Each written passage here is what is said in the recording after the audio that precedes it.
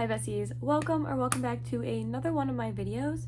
Today we are doing my February wrap up and my March TBR. These are becoming one of my favorite videos of the year, with saying that it's only February, but this is my third TBR video and my second wrap up video. So I have a few stats that I want to go over before we get into the books. For the stats of February, I read 10 books total. I read 9 romances, 1 thriller.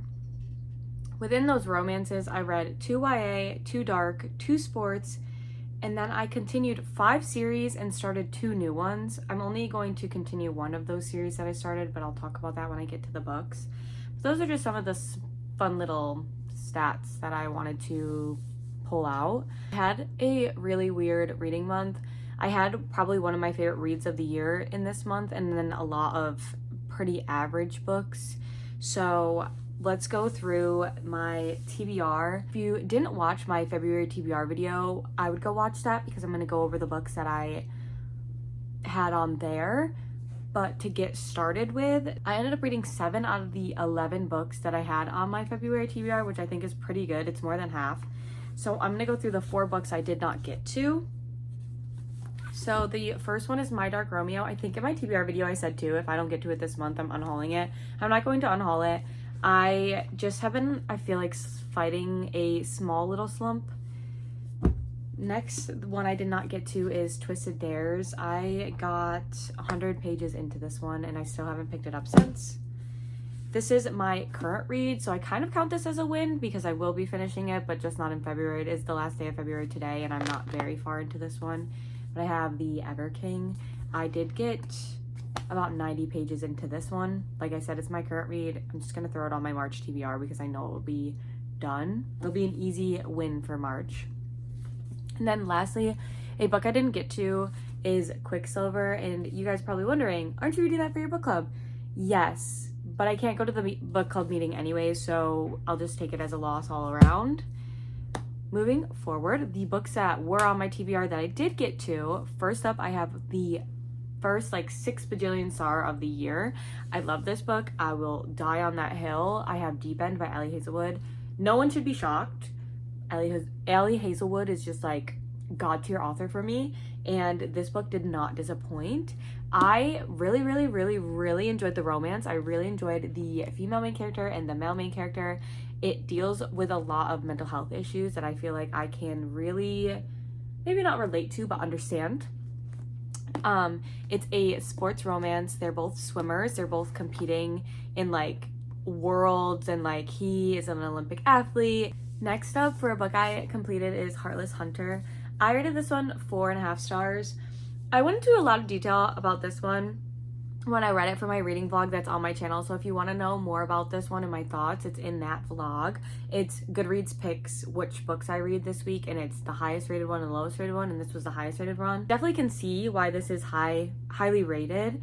I had small little critiques with it, which it's just personal stuff, so 4.5 stars. I'm reading the second one. It's actually going to be on my TBR for March, so you guys will see that. But I liked it. I enjoyed it. I'm excited to go into the next one and see how it ends.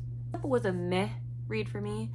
I read Mr. Masters. I'm just going to go out and say the first big main issue I had with this book, they engage in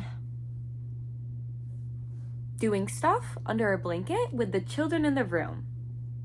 One thing about me is don't involve the children and we'll be fine. We'll be fine. You know, she's a nanny for him. He's a single dad. There's gonna be children. You don't need to do anything while they're in the room.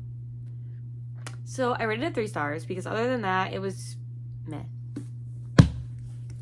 Next, I have City of Ashes, which I rated 3.5 stars, but on the higher end of 3.5, more towards 4 stars. This one was good. I feel like I was bored majority of this book.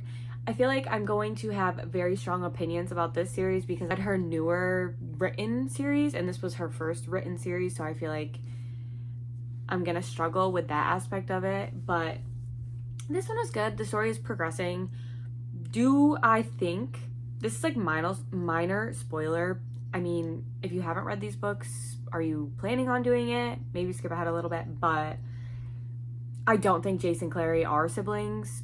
I feel like she's playing way too much into their romance for them to be siblings, and if they actually are siblings, I will burn this whole series to the ground. But I just can't imagine that this series is so loved and that they're siblings. It just doesn't make sense to me. Next up, we have Black Knight. This was my least favorite so far by Rena Kent. I have been really enjoying all of Rena Kent's books, but this one, I don't know if it's because I didn't relate to the characters. I couldn't, feel for the characters. This one was definitely the most dark so far, in my opinion. Take this with a grain of salt. My opinion. I think this was the most dark that I've read so far by Rena Kent. This one's heavy on the trigger warnings. Like, do not go into this one without trigger warnings. 3.5 stars. Next, I have The Boyfriend. This book made me realize that even though I support women's rights and wrongs, Frida McFadden makes it super hard to do that. And I don't want to for her books anymore. This book made me realize that maybe Frida McFadden isn't for me. Will I continue reading her books? Probably. Did I not like this one? Absolutely.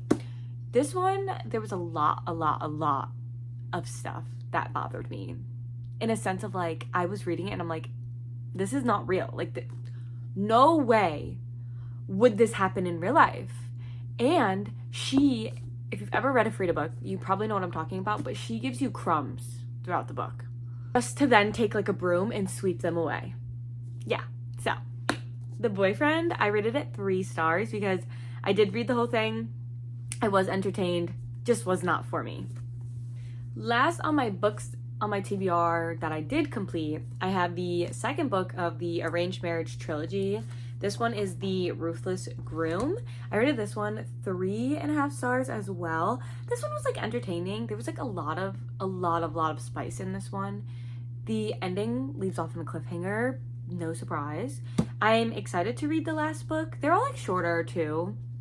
And they're supposed to be like dark romance, mafia romance maybe, but they don't give like, they're very light on the dark romance. I will say, if you're trying to dip your toes into dark romance or like test out dark romance, I would try this series because there's no bullying. It is dark because there's mafia and it's arranged marriage and everything like that, but I feel like there hasn't been any heavy topics or heavy themes. As always, like, check triggers, but I really enjoyed the second book. I feel like I can't go into like too much detail because it'll spoil, but just know that I was entertained and I had fun while I read it.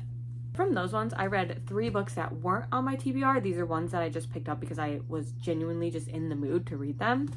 First was Worth Every Shot. This is a football sports romance, and this one has like a pen pal trope. There's a lot of like texting and stuff in there, and that's what like intrigued me the most to pick this one up. But you have your female main character and your male main character. They're both on this. It's kind of like Reddit if I had to like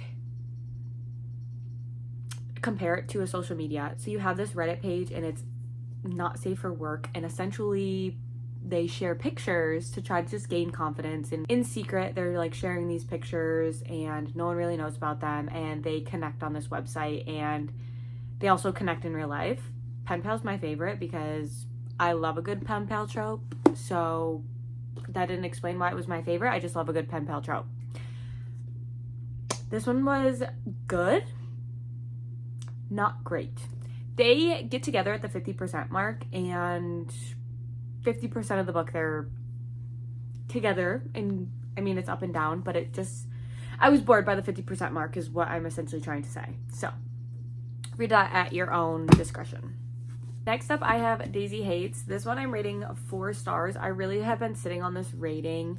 This is book 2 of the Magnolia Parks like universe. Magnolia Parks is the first one, Daisy Hates is the second one, and then the third one goes back into Magnolia Parks' point of view. But this one, I really love Christian. I will die on the hill that I am team Christian when it comes to Daisy and Christian, where I'm Magnolia when it comes to Magnolia and BJ, but I don't know, he just does something to me. And the way Daisy reacted and acted in this book, especially in a couple scenes towards the end, really turned me off from her character, and I was just like, I can't support you right now, so I'm hoping she redeems herself in the next book. But I rated this one 4 stars.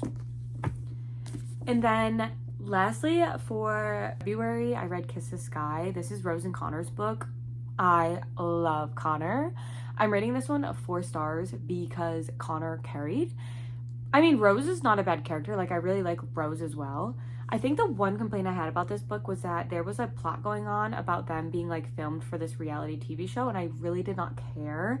And I definitely could see the conflict way before it happened. But I definitely like this one. I like Rose. I like Connor. I love Connor. I love Connor. I love that man. I love that man. So 4 stars for my boy Connor. And I think this is like the 4th one in the series. So I'm chugging through this series. So those are all the books I read in February. So moving on to my March TBR. No specific order. First up, I have The Ever King. This is a adult fantasy romance, and I'm in the middle of it, so it's an easy win for me. Another book that I'm in the middle of is Asimov. This is book 2 of the ACOTAR series. I'm like 150 pages into this one. Really, I can't really go into detail about this one because it is book 2, but just know that I'm a Reese girl already. Yeah, moving on. Another book I'm in the middle of but not actively reading is Twisted Dares. I think I set this one down because I was just not in the mood for a dark romance, and this one is very dark. There's a scene that happened that I was like, okay, I need to put this down because I'm not in the headspace to read a dark romance. So I'm going to throw this on my TBR again because I do want to read this book. I just think I need to be in a darker headspace to read the book. Next, I have Fated by Starlight. This is a wolf, like a supernatural, it says Supernatural Institute Book 1. It's a series.